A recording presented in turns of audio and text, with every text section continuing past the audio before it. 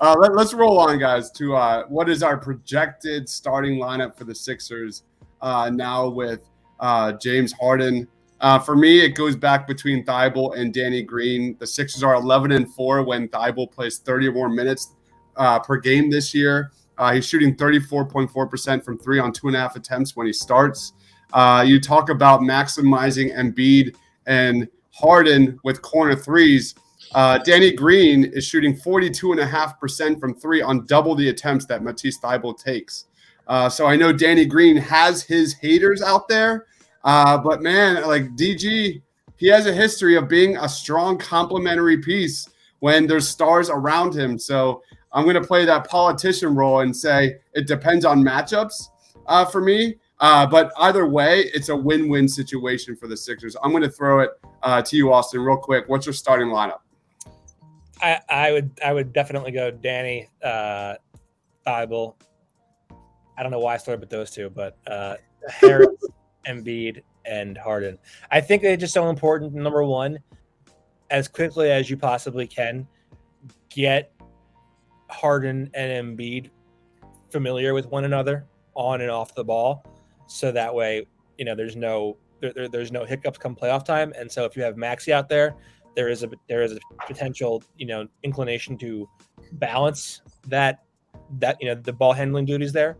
And I also think that it's obviously best for Tyrese Maxey to come off the bench, so that way he can have some continuity within his role in the offense. I love this comment from Anthony. No more point for Concord. Come on, let's fucking go. Oh my God, that is an amazing concept. Let's see how Doc's going to stagger these lineups. Yeah. I know. That's my biggest worry. What about you, Rob? What's your starting lineup? I love Austin's starting lineup. I just don't think that Doc goes that route. I would love if he did. But for me, really, and I don't know, maybe this is just the former coach in me. It's not about what lineup starts a game. It's who you're going to have in there at the end of the game. And the fact that no matter what, you're going to have James Harden and Joel Embiid on the floor. You as a lot of you guys have pointed out, you could play Matisse now at the end of the game because you have the scoring out there. I do think what Doc will probably start out doing is Maxey, Harden, Green, Embiid, and Harris. I think that's what he'll probably start out. But I don't know if this team, at least for the beginning until they figure it out, has a starting lineup. Like, it could be very situational. They may start Thibault in certain games. But like I said, I think if I could choose, I love Austin's idea. I love the idea of Maxey being the guy off the bench to run that second unit. Mike, because could you imagine you just went against Embiid and Harden, now they go to the bench, and oh, by the way, here comes Tyrese Maxey, who is just a lightning quick just to piss your second team off as well. I think that would be a great move for them if they went that route. I also think that Maxey, he allows you to bridge the Harden aging to the next era of basketball if Harden is here long term. Because as Harden gets older, his role probably diminishes a little bit. You have a young Maxey there to sort of take the reins and resume the ball handling duties. You don't have to go look for a new primary ball handler. Mm-hmm. What about you? What about you, Tiago? Yeah, I think first of all, Maxey should be very excited because you're talking about one of the best pick and roll ball handlers in the history of the game. So, I mean, that is an opportunity to learn, to study, to watch, to practice, to see it real time, just to be a full-blown sponge and be a better player than he already is. So it's a huge win for Maxey to have that in the building every single day. It's a massive win. Like Rob was saying, I'm focused on late in games. I could care less who starts, man. Who's going to close these games out against Brooklyn, against Milwaukee? And the Sixers now have alternatives because if you want to close out defensively, you can go with Thibault and Danny Green. If you need another ball handler in the court, you can put Max on your lineup and kind of try to close it out that way. So these are alternatives that Philly never had, and now they have with Harden on the court. So for me, it's about more situational, where they're at, who they're playing, and what moment of the game, what is the moment of the series. But, there's much evidence to suggest that Danny Green and Thibault together is a great starting duo. I think they're like a plus 34 net when they're on the court together. So I would kind of lean that route. But again, if you need offense, man, it's Maxey. He's your guy. So it's just exciting because you have alternatives, man. You can play with a lot of different things. So Luka has 25 points in 10 minutes. Who are they playing against? I don't know. Probably the Sixers defense. Who knows? What about you, Sean?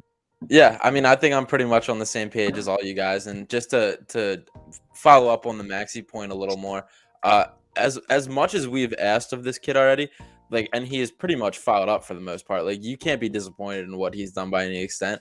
I think it's going to be very cool to just let him kind of slip back and just play free for a little bit and just not be so focused on being perfect, developing in the point guard. That for him to just be able to go out and play basketball for a little bit and be the spark, that's going to be awesome for him. That's going to be freeing basketball. And for a guy that we already know about his work ethic, how much he takes in, for him to be able to just look at the way James Harden reads a game or goes about his business is going to be you can't ask for much like anything better for him. This is pretty much like a dream guy to follow.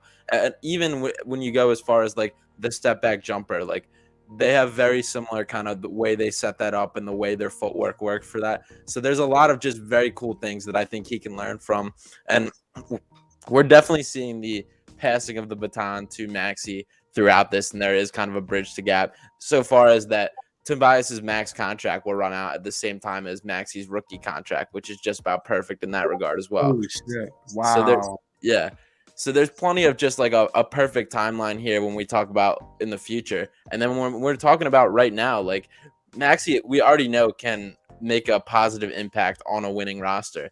And for him to be like switched into like a 6-man where there's not as much expectation, I'm excited to see what that is. Cause I mean, I feel almost like guilty how much we've asked of this guy so quickly and just like the bar keeps being raised. And shout out to Tyrese Maxey for continuing to produce, continuing to develop. But I think it's going to be great for him to have a little bit of pressure eased off him. And the Sixers are going to be better for it. Yeah, just let him do what he does best. Attack. Finish at the rim. It's going to be awesome. This comment here from Raymond. Does Harden represent the Sixers during All-Star Weekend? Charles Barkley, right before we went live, had probably one of the best moments of his career on TNT. Here it is right here. Let me play it for you. It was so freaking funny. Is he hasn't played? Is he healthy? Who's that? James, he hasn't played out. He got traded. He's healthy now. Watch LeBron's reaction. He's like, what should I say? LeBron's reaction is the best part of the entire thing. I gotta tell you, the fact that he even got a smile out of Kevin Durant shows how funny that moment was, because Durant did not want to laugh during this. I know. There are two things in basketball that I love, like more than anything. It's number one is the guy making his first All-Star team. I think that's so cool. Number two is when they do the selection for the All-Stars and you see how the players, the opposite team captains react to a guy getting selected, because that tells you how they feel about that player more than anything and in its raw nature. And KD was so mad that LeBron got Darius Garland, and LeBron was so mad that the KD got Ja Morant. And like if you're them, that is like I got to cloud nine. Like those two respect me. That's fucking dope. Like how could you not love that? Well, I like to ask a question. Are we in this position today if Kevin Durant doesn't get hurt? Interesting. I don't know. Probably not.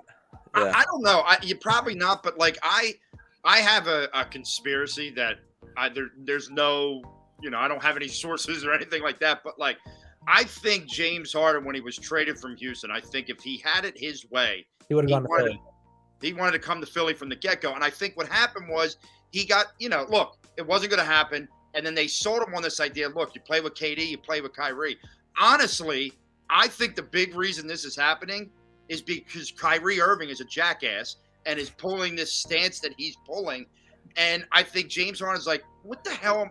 I came here to win. I got this guy part-time, and then to kind of, exacerbate that, then Kevin Durant goes down, and now James Harden's like, this was not what I was told I was coming to, and then, you see the Simmons situation, and I just think, I don't know if James Harden is enamored with Daryl Morey more, or if it's his respect for Joel Embiid, because I was listening to radio today, and they were talking about, if you remember years ago when Joel Embiid was it might have been his second year, when he was out and he came back to play in an ESPN game against the Houston Rockets, and he balled out. They ended up losing the game, but it was a great, overtime game apparently at the end of that game, James Harden left the court like with his arm around Joel Embiid. Like it was almost like he had this respect for Joel Embiid's game from that moment.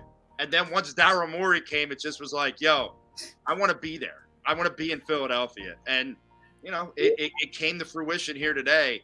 But I think Kyrie's, stupid stuff has more to do with it maybe than even KD's injury. And I think go sure.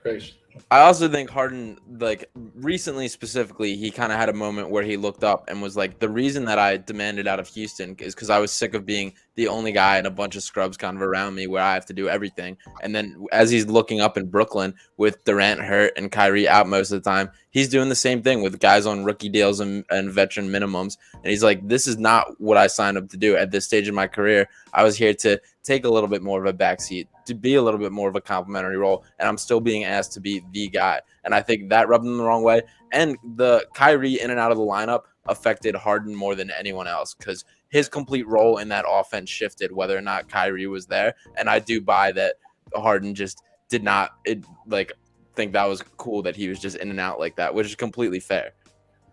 Yeah, I think we cannot underestimate Joel taking that leap as a superstar player and what that might have done to James Harden. Because I think at some point in Joel's career, he was kind of trending towards a very good star player. But I think that superstar leap might have been what gave James the trigger to be like, hey, man, this guy can win me a championship. And I think all credit goes to Joel Embiid, man. I mean, this guy has taken his game to new heights. He has lifted the franchise to new heights. And now he's attracting superstar talent in return. So he deserves tremendous credit for this, man. Absolutely. And there was a recent article, Yaron, I forget his last name, but there was a little. Shout out Yaron. He's one of the most underrated. He's such an amazing writer. But I didn't know how personable Daryl Morey is as a guy. He clearly has a huge relationship with some players. Did you get that vibe too? No, Austin? My only in-person interaction with him, I went to shake his hand and he gave me a little pat on the shoulder and walked right by me. So that's all I know. He probably was trying. I mean, understandably, wow. Harden's wearing number 1. Wow. Really? Yes. Love it. I love single numbers. Cool. Yeah. My son's getting a Harden jersey tomorrow. I don't care if it's for 6 months. Oh, yeah. I'm definitely getting my daughter a Harden jersey. There's no question. All of my family today, by all accounts, everyone was excited to learn about James Harden. They were not happy to give up Andre Drummond. So I don't know if in the Krell family it's a win or a loss trade. I guess this is the product of being a reporter, is that you have to explain these things to people.